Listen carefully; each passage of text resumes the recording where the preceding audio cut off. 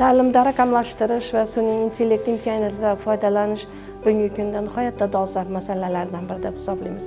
Bugungi anjumanimiz mana shu ijtimoiy va ta'limiy ahamiyati muhim bo'lgan mavzuga bag'ishlangan. Chunki biz bilamizki, jamiyatimizda iqtisodiyotning barcha sohalari, ta'lim, fan, madaniyat raqamlashtirish jarayoni jadal olib borilmoqda.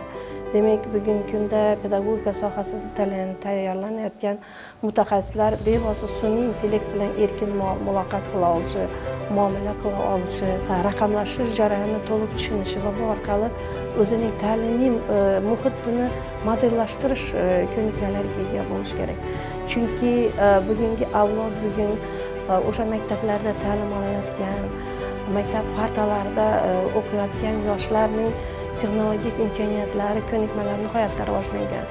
Demak, o'qituvchilar ulardan bir qadar ildam bo'lish kerakda. Chunki bu orqali bevosita ta'lim jarayonining jozibadorligi ta'minlanadi, qiziqarligi ta'minlanadi, betakrorligi ta'minlanadi. Yoshlarning bilim imkoniyatlari katta. Faqat o'qituvchi, pedagog ularni ro'yobga chiqarishi, imkoniyatlarini namoyon qilish uchun barcha o'zining kompetensiyalarini ishlatishi zarur. O'shaning uchun mana shu anjumanda bir qator tadqiqot natijalari e'lon qilingan, har tomonlama chuqur izlanishlar olib borilgan va albatta bo'lgusi mana shu pedagogika instituti mutaxassisliklarida, ta'lim yo'nalishlarida tahsil olayotgan bo'lgusi pedagoglarda bevosita raqamlashtirish va sun'iy intellekt bilan bemalol muloqot qila olish kompetensiyalarini rivojlantirishga xizmat qiladi degan umiddamiz.